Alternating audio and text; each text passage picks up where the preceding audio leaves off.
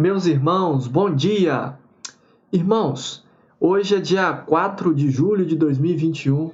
Estamos aqui para iniciar mais um trimestre, terceiro trimestre, né? E temos aí um tema muito atual e relevante para tratarmos nesse trimestre. A partir deste trimestre, teremos aí uma mudança, né, em nosso sistema aí de escola bíblica, né? A escola bíblica, a partir de então, será gravada, né, e postada aqui no canal de nossa igreja no YouTube para que você possa ter acesso, né, a este material, a esse estudo, né, sempre que quiser.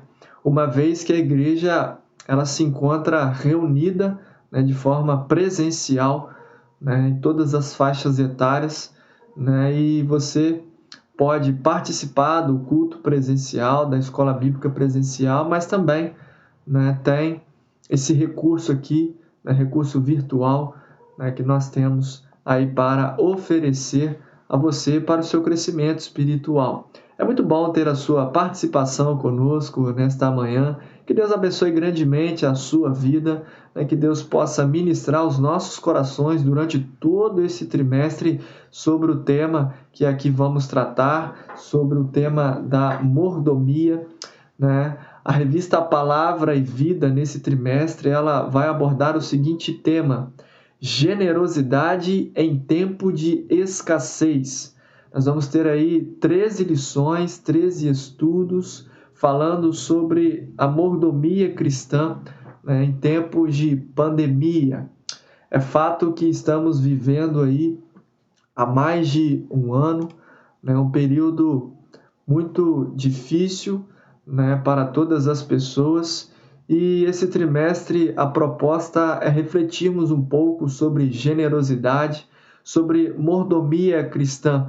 É importante dizermos aqui inicialmente, querido, que generosidade é a virtude. Generosidade é a virtude de abençoarmos o nosso próximo. Generosidade é a virtude de beneficiar alguém. E nós vamos iniciar o nosso trimestre falando um pouco sobre aquilo que nós terminamos, né? Nós falamos sobre os 10 mandamentos para os dias atuais no trimestre anterior e nós finalizamos ali o trimestre falando sobre o amor a Deus e também sobre o amor ao nosso próximo. Ser generoso é uma demonstração do nosso amor para com Deus e também o amor para com o nosso próximo. Por isso eu convido você a estudarmos juntos, né? Você aí tem disponibilidade, que é membro de nossa igreja, você recebeu essa revista, esse arquivo de forma digital e também nós temos a disponibilidade dessas revistas impressas no templo de nossa igreja. Você pode estar pegando e adquirindo lá a sua revista gratuitamente. Então, irmãos, nós vamos falar sobre este assunto. Hoje é o nosso primeiro estudo. Nós vamos falar sobre a mordomia cristã e os propósitos da igreja. Mordomia cristã e os propósitos da igreja. A palavra mordomia, irmãos, ela tem um significado, a mordomia cristã, ela tem um significado diferente do que nós temos hoje.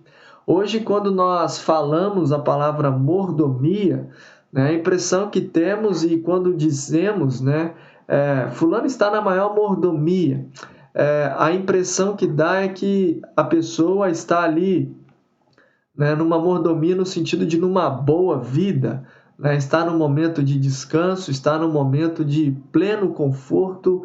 A palavra mordomia hoje ela está tendo um significado um pouco diferente do seu sentido real, porque mordomia é a doutrina bíblica, querido, que reconhece Deus como Criador e como Senhor e dono de todas as coisas. Precisamos ter este entendimento claro em nossa mente. Mordomia é isso, é a doutrina bíblica que reconhece Deus como Senhor, como dono e como Criador de todas as coisas. Todas as bênçãos temporais e espirituais, bênção de Deus. O salmista, no Salmo de número 24, ele nos diz que Do Senhor é a terra e a sua plenitude, o mundo e aqueles que nele habitam. A palavra de Deus vai nos dizer em Gênesis capítulo 1, verso 1, que no princípio Deus criou céus e criou terra. Precisamos, irmãos queridos, ao iniciar este trimestre, termos claramente a definição do que é mordomia cristã. Partindo desse princípio, eu quero aqui, nesta manhã, refletir sobre este assunto com você. Mordomia cristã e os propósitos da igreja. Eu gostaria de fazer uma leitura bíblica em Mateus 28. Mateus 28, do verso 18 ao verso 20. Se você tem aí a disponibilidade próxima a você, abra sua Bíblia ou acesse a sua Bíblia neste momento. Em Mateus capítulo 28, nós vamos ler do verso 18 ao verso 20. E antes de lermos este texto, eu gostaria de orar com você. Deus querido, Deus santo, nesta manhã, ó Deus, nós te louvamos, ó Pai querido, e somos agradecidos ao Senhor pelo privilégio, ó Deus, de estarmos aqui reunidos no Teu nome, estudando a Tua palavra e conhecendo um pouco mais a respeito, ó Pai querido, das coisas do Senhor. Que o Senhor, nesta manhã, ministre, ó Deus querido, em nossas vidas a Tua vontade e nos ajude, ó Pai querido, a aprendermos um pouco mais da porção bíblica, da porção da Tua palavra. Oramos a Ti, Senhor, em nome de Jesus. Amém, Senhor. Então, irmãos, diz assim o texto, Mateus 28, de 18 a 20. E aproximando-se Jesus, falou-lhes: toda a autoridade me foi concedida no céu e na terra. Portanto, ide, fazei discípulos de todas as nações, batizando-os em nome do Pai, do Filho e do Espírito Santo, ensinando-lhes a obedecer todas as coisas que vos ordenei. E estou convosco todos os dias até o final dos tempos. Mateus capítulo 28, esses versos em que acabamos de ler, é um texto muito conhecido de todos nós. Nestes versos aí nós temos o imperativo da Igreja de Cristo, não é verdade? Aí nós recebemos do próprio Senhor Jesus Cristo a missão para nós, Igreja de Cristo. A missão da Igreja de Cristo é pregar o Evangelho. A missão da Igreja de Cristo, o imperativo da Igreja de Cristo é proclamar as verdades bíblicas, é pregar o Evangelho do Reino de Deus, é pregar Jesus como Senhor e Salvador. Esta é a mensagem do Reino, esta é a missão da Igreja de Cristo. Portanto, irmãos, mordomia cristã e os propósitos da Igreja.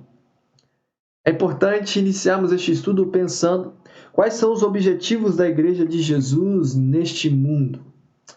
Normalmente, no nosso dia a dia, em nossa igreja, a pergunta que me faço particularmente de forma consistente e também trabalho muito essa pergunta no nosso dia a dia como igreja, é a seguinte pergunta: se nossa igreja deixasse de existir no nosso bairro, será que as pessoas sentiriam falta? Será que as pessoas do nosso bairro sentiriam falta de nossa igreja? Essa é a pergunta que eu me faço, essa é a pergunta que em alguns momentos eu faço aos irmãos para a nossa reflexão. Quais são os propósitos da Igreja de Cristo? Qual é o propósito de nossa igreja? O que estamos fazendo, irmãos? O que estamos fazendo para que a igreja onde congregamos esteja atenta ao projeto de Jesus para ela? De que forma temos atuado? De que forma estamos servindo a Deus em nossa comunidade, em nosso meio de convívio? De que forma temos feito diferença? De que forma temos cumprido com a nossa missão e com os nossos objetivos para o qual existimos? Torno a perguntar: se nossa igreja deixasse de existir em nosso bairro, será que os nossos vizinhos, será que os moradores do nosso bairro sentiriam nossa falta? Esta é uma pergunta que nós devemos nos fazer sistematicamente. Partindo do princípio dos objetivos, né, que norteiam a Igreja de Cristo, eu gostaria de falar sobre os propósitos da Igreja de Cristo. A Igreja de Cristo ela tem o propósito da evangelização, a Igreja de Cristo ela tem o propósito de fazer missões, a Igreja de Cristo ela precisa ter como propósito de nos conduzir à adoração, a Igreja de Cristo tem como propósito a educação cristã, que é o ensino, a Igreja de Cristo ela tem como propósito desenvolver a koinonia, que é a comunhão. E é sobre estes 5 pontos que eu quero rapidamente, nesta manhã, compartilhar com você, querido irmão. Falando sobre evangelização. Evangelização é a alma da igreja. Como disse aqui inicialmente, evangelização é a missão da igreja, é a razão de ser da igreja. Evangelização é a alma da igreja, evangelizar é o coração da igreja. Portanto, a igreja ela é um grupo de pessoas salvas, de pessoas regeneradas biblicamente, com o objetivo de proclamar o Evangelho de Cristo, com o objetivo de cumprir o ID, com o objetivo de evangelizar, com o objetivo de ganhar novas pessoas para Jesus, de discipular novas pessoas com Jesus. Com efeito, irmãos, sem evangelização não há entusiasmo na igreja. Sem evangelização não há entusiasmo. Evangelização é a resposta de amor da igreja ao chamado do Calvário. Lembre-se disso. Evangelização é a resposta do amor da igreja ao chamado do Calvário. Ao afirmar isso aos irmãos, ao dizer esta afirmação aqui proposta pelo autor, que a evangelização é a resposta do amor da igreja ao chamado da cruz de Cristo, eu me lembro de um hino do cantor cristão que diz: sim, eu amo a mensagem da cruz. Sim, eu amo a mensagem da cruz, até morrer eu a vou proclamar. Que nós possamos amar a mensagem da cruz, a ponto de compartilhar a mensagem da cruz, a mensagem de transformação de vida, a mensagem de mudança, a mensagem de edificação.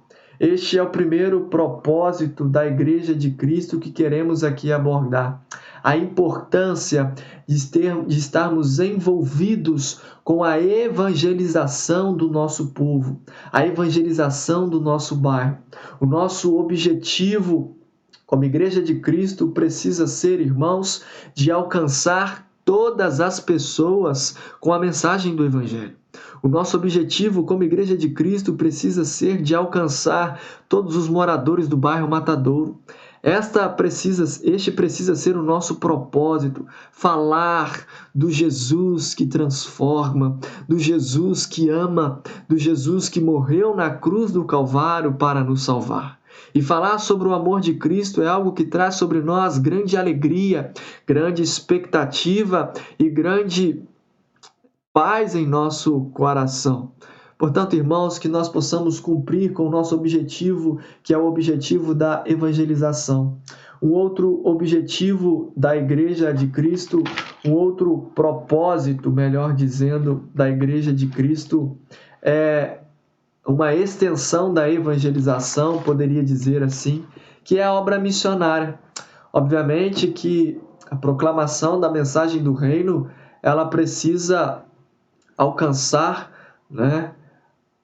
até os confins da terra, mas precisa começar no nosso meio, precisa começar em Jerusalém, Judéia, Samaria, e precisamos ser atuantes de forma que possamos atingir, todos os países, todas as pessoas.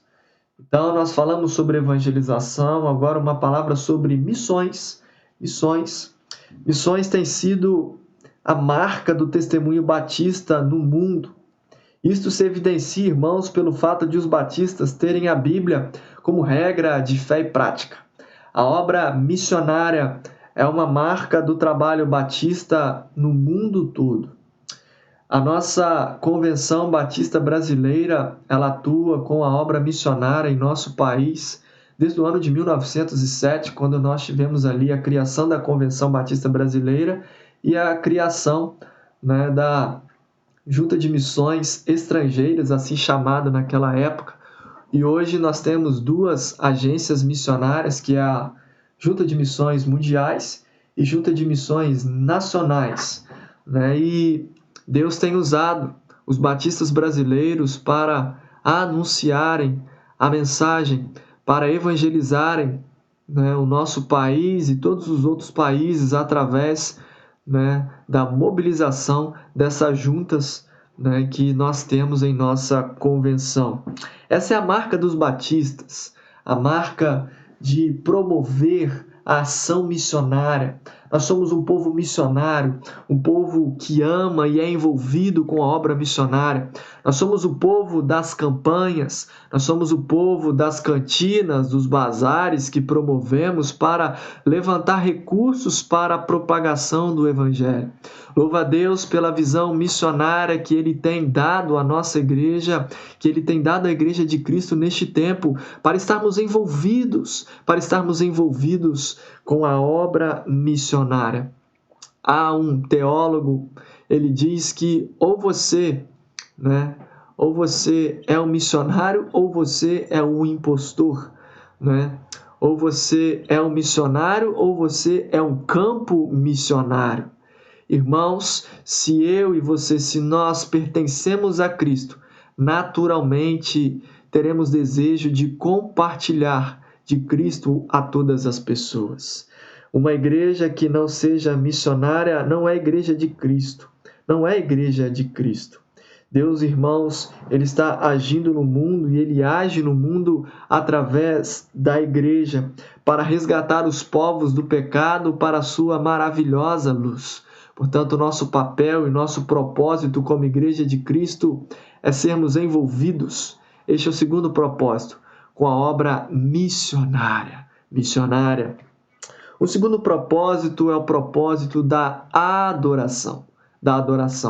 Por vezes, entendemos adoração de forma equivocada ou de forma mínima, poderia-se dizer, quando achamos que adoração é apenas no momento em que estamos cantando na igreja. Adoração, irmãos, vai muito além do louvor cantado na igreja. Adoração é estilo de vida. A palavra de Deus em João, capítulo 4, nos diz que nós devemos adorar a Deus em espírito e em verdade. E este mesmo texto nos diz que Deus está em busca de adoradores. Adoradores estes que vivam em verdade. Adoradores estes que o adorem em espírito e em verdade.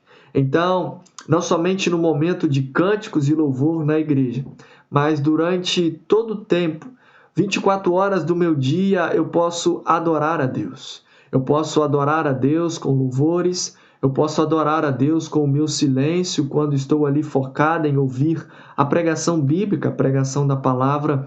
Eu adoro a Deus através da minha profissão. Eu posso adorar a Deus servindo a Ele, trabalhando no meu meio profissional com excelência. Eu posso adorar a Deus quando eu ofereço o melhor e sirvo a minha família com alegria. Eu posso adorar a Deus e o agradá-lo nos meus estudos, quando eu sou dedicado. Eu posso adorar a Deus quando eu busco ser a cada dia um bom servo de Deus, amando minha família, honrando minha esposa, cuidando dos meus filhos. Podemos adorar a Deus de diversas formas. Deus está em busca de adoradores. Que nós possamos ser os adoradores que Deus procura, irmãos. Adoradores verdadeiros, sinceros, que nós possamos oferecer ao Senhor o nosso melhor. A Bíblia, ela nos fala sobre a adoração. Romanos, capítulo 12, nos diz que devemos oferecer a Deus os nossos cultos em sacrifício vivo, santo e agradável a Ele. Precisamos servir a Jesus, cultuar a Deus de forma agradável. que é o nosso culto racional. Racionalidade, pensar, crer, irmãos, também é pensar. Crer é pensar. Sobre a adoração, né? Precisamos saber, né, que adorar a Deus é uma necessidade que temos. É uma necessidade existencial. Um quarto ponto aqui que também queremos abordar nesta manhã é no aspecto da educação cristã. É no aspecto do ensino. Falamos sobre evangelização, sobre missões, sobre adoração como estilo de vida. Agora queremos abordar um quarto propósito, que é o propósito da educação cristã, né? É o ensino da palavra de Deus. Tomar os propósitos de Deus, né, sendo o seu estilo de vida. É o fato do ensino, do conhecer a palavra de Deus, de estudar a palavra de Deus, de fazer exatamente o que nós estamos fazendo aqui nesse momento, né, através da escola bíblica, sendo edificados através da palavra de Deus, através da pregação bíblica, né? Precisamos entender que o propósito também da igreja é o ensino da palavra, né? Precisamos conhecer a palavra de Deus. O salmista diz: escondi a tua palavra no meu coração para eu não pecar contra ti, Senhor. Irmãos, a palavra de Deus no nosso coração, ela é um antídoto contra o pecado. Portanto, precisamos conhecer mais a palavra de Deus. O conhecimento da palavra de Deus, ele é tão importante que em alguns momentos na Bíblia a gente pode ver e perceber, né, como isso é abordado e deixado em evidência, né? Quando nós olhamos para o contexto dos discípulos, no livro de Atos, em diversos momentos, alguns versículos vai dizer que os discípulos eram constantes, né, na meditação da palavra. Em Atos capítulo 6, ali, quando é nomeado os diáconos, os discípulos ali eles falam sobre a necessidade que eles tinham de terem uma vida mais voltadas e devotadas à oração e à pregação da palavra. Ainda falando sobre o ensino, 2 Timóteo capítulo 4, verso 2, Paulo, encorajando ao jovem Timóteo, ele vai dizer: Timóteo, pregue a palavra. Pregue a palavra. Portanto, irmão querido, você e eu precisamos amar o conhecimento, precisamos ter desejo, precisamos a cada dia buscar conhecer mais a palavra de Deus para entendermos os propósitos de Deus para as nossas vidas. Precisamos conhecer mais a palavra de Deus para vivermos em novidade de vida, em consagração a Deus, para vivermos em santidade ao Senhor. Esta é a vontade de Deus para a minha vida, para a sua vida. Este é o propósito de Deus para a sua igreja. O conhecimento de Deus, o conhecimento da sua palavra, o ensino da palavra. Quantas pessoas negligenciam o ensino da palavra? Quantas igrejas negligenciam o conhecimento da palavra, o ensino da palavra? Não podemos perder este propósito de vista, o propósito do conhecimento, né?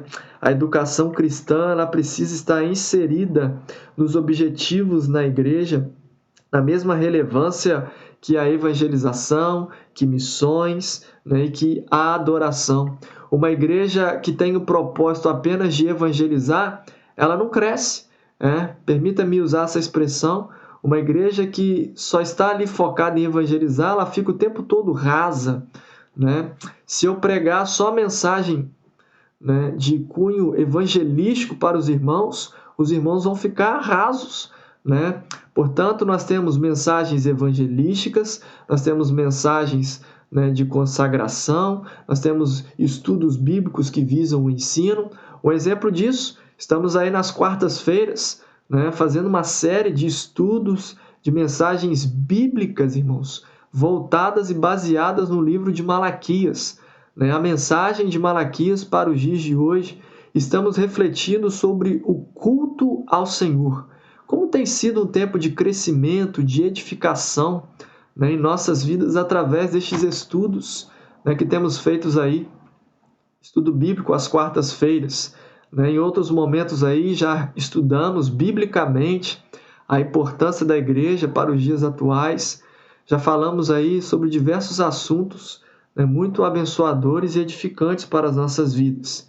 Então precisamos, né, também desenvolver e ter como propósito a educação cristã. Um quinto e último propósito é o propósito da comunhão. Como é precioso, irmãos, a comunhão, a koinonia, o fato, né, de andarmos juntos, de olharmos para Cristo. Às vezes pensamos diferente, obviamente, mas precisamos viver e caminhar em comunhão, irmãos. É prazeroso, é maravilhoso quando uma igreja vive em comunhão. Em comunhão. Os cristãos, eles devem compreender a comunhão cristã como evidência de sua nova natureza, transformada pelo amor de Cristo, irmãos. Precisamos ter esse entendimento, né, que a vontade de Deus é que a gente possa desfrutar de uma comunhão preciosa, de uma comunhão saudável, de uma comunhão que gere em nós paz, alegria no Espírito Santo. A igreja não é lugar para termos conflitos, nos envolvermos em brigas e diferenças. Igreja precisa ser sinônimo de comunhão, irmãos. Igreja precisa ser sinônimo de paz e alegria no Espírito Santo. Igreja precisa ser sinônimo de prazer. Eu preciso ter prazer ao falar da igreja e estar com a igreja. Nós somos a igreja. Igreja são as pessoas. Pessoas essas que se reúnem em algum momento para cultuarem a Deus. E quando me refiro a este fato, irmãos, precisamos ter um entendimento que a nossa comunhão precisa ser prazerosa. Digo isso, irmãos, porque lamentavelmente muitas igrejas, muitos membros de igrejas têm negligenciado isso, têm deixado a desejar neste ponto. E que Deus nos ajude, irmãos, que Deus nos abençoe e que Deus preserve a comunhão que existe em nossa igreja, que existe entre nós. Que nós possamos a cada dia desenvolvermos uns para com os outros um amor sincero, um amor verdadeiro, um amor profícuo e que a vontade, né, e que nós possamos viver a cada dia no centro da vontade de Deus, desfrutando de uma comunhão maravilhosa, para que nós venhamos não somente a cantar, mas viver de forma integral aquela canção que diz: como é precioso, irmãos, estar bem junto a ti, e juntos lado a lado andarmos com Jesus. Isso precisa ser verdade em nossas vidas, irmãos. Isso precisa ser prático no meio da igreja de Cristo. Uma comunhão plena, uma comunhão maravilhosa.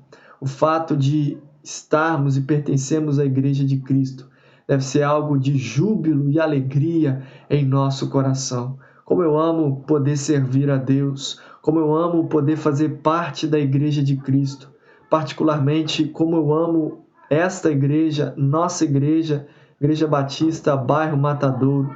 Portanto, irmãos, concluímos aqui a nossa palavra falando sobre mordomia cristã e os propósitos, né, da igreja.